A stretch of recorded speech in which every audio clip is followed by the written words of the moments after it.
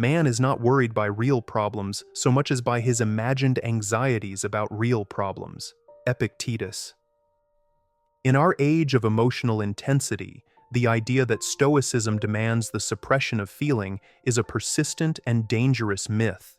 Many assume that to be Stoic is to be cold, detached, unfeeling, like a marble statue staring indifferently into the void. But this is a profound misunderstanding. Emotions are not the enemy. They are not something to be feared or eliminated. In fact, they are essential to a fully functioning mind.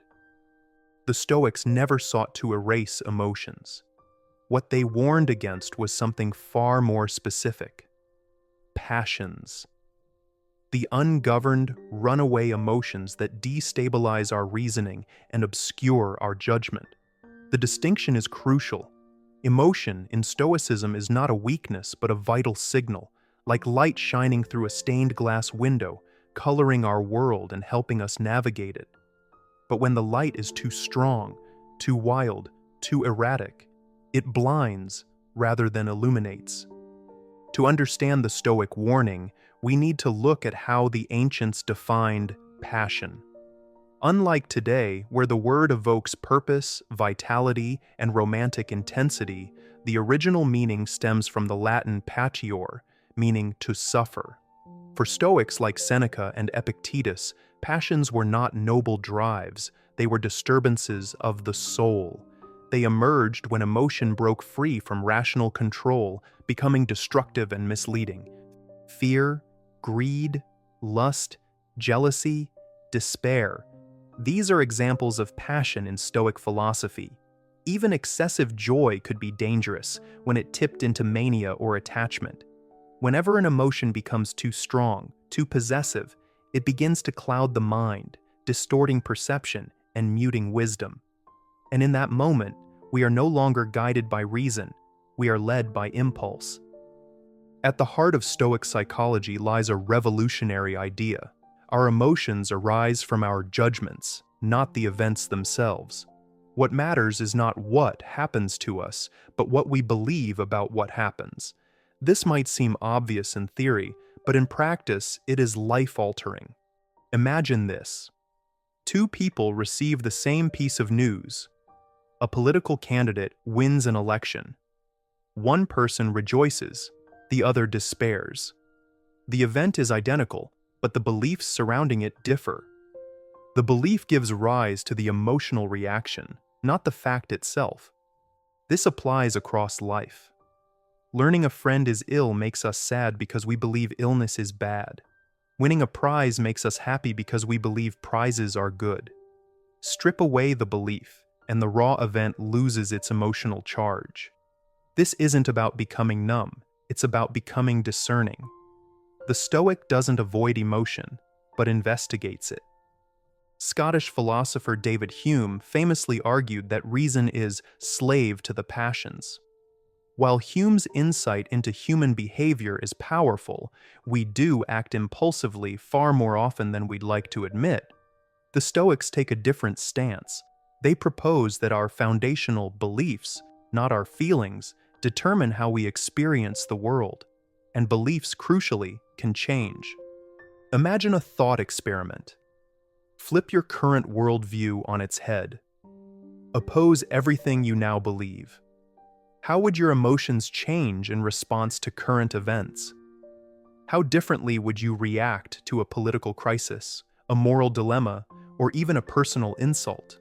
This mental reversal reveals the root power of belief. Our emotions, then, are not the architects of our worldview, they are its messengers. This awareness empowers us. By examining our beliefs, we can begin to regulate the intensity and trajectory of our emotions. We're no longer passengers on a runaway train of feeling. We can take the wheel. Stoicism offers not repression, but mastery. This mastery begins with observation.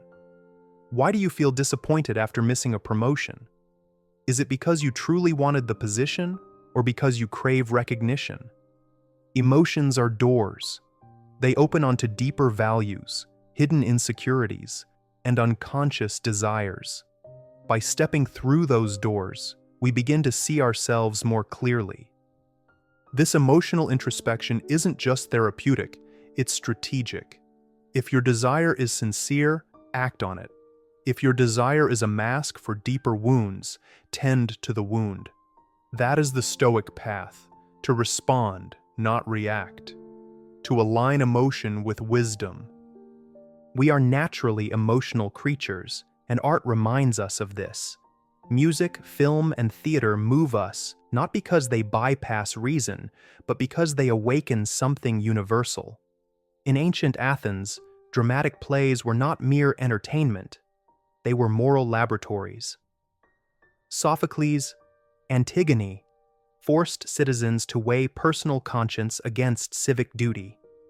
These performances allowed emotions to be explored safely, critically, communally. In everyday life, emotions shape our speech, our writing, even our moral compass. Rhetoric, the art of persuasion, depends entirely on feeling. No one is moved by raw facts. We are moved by metaphor, tone, texture. But here too lies danger. The same emotional levers that can uplift can also manipulate. Advertisements stir desire. Politicians inflame fear. When emotions are inflamed without reflection, we are no longer autonomous. We are instruments of someone else's design. Emotions can also merge and mutate into complex inner storms. A fleeting sense of inadequacy can spiral into rage. A minor social embarrassment can feed resentment. The more unaware we are of these chains, the more we become entangled by them. The Roman philosopher Seneca offered a remarkably modern understanding of this emotional process. In his essays on anger and on clemency, he outlines 3 stages. First is the involuntary reaction, a flash of fear, a blush of shame, the jolt of surprise. These are natural and unavoidable. The second stage is when the mind assents, when we agree that the insult was intolerable, that the setback was unacceptable. The third stage is when we act on that assent, and it is here that passions are born. Seneca reminds us, emotions are not inherently harmful. It's our endorsement of them, our agreement that they should rule us, that turns them into chains. Anger, in particular, is a self-inflicted wound. It drags the avenger to ruin with itself, he wrote, like a falling rock which breaks itself to pieces on the very thing which it crushes. This is not just metaphor. It is a profound truth. How many relationships have been destroyed not by what happened, but by unchecked anger? How many opportunities lost to ego, pride, vengeance? Seneca's answer is subtle but powerful. Change your beliefs. Believe revenge is weakness, not strength. Believe forgiveness is not weakness, but freedom. This mindset shift dismantles the fuel source of harmful emotions. Surround yourself with calm people. Soften your posture. Take a walk. Breathe. But most importantly, reshape your judgments. That is the only enduring solution. At the heart of Stoic practice lies the discipline of assent. This is the space between stimulus and response. Events happen. We perceive them. We form judgments. But in that brief space before we agree with our judgment lies our power. That is where reason lives. The Stoics taught us to return to the impression, the raw sensory experience, before it is warped by interpretation. Earthquakes are shifts in matter. Diamonds are hardened carbon. Praise is sound. Insult is sound. These facts carry no moral weight until we assign it. The goal is not indifference, but clarity. This clarity is cultivated by refusing to believe every thought we have. Thoughts are not the self. They are echoes of prior experiences, whispers from the subconscious, flares from our biology and culture. By watching them, rather than becoming them, we begin to separate signal from noise. Our emotions, then, are not to be silenced, but harmonized. They are instruments in the orchestra of our mind. But like any symphony, they require a conductor, and reason, not passion, must hold the baton. Thank you for watching. May your emotions serve your wisdom, not replace it.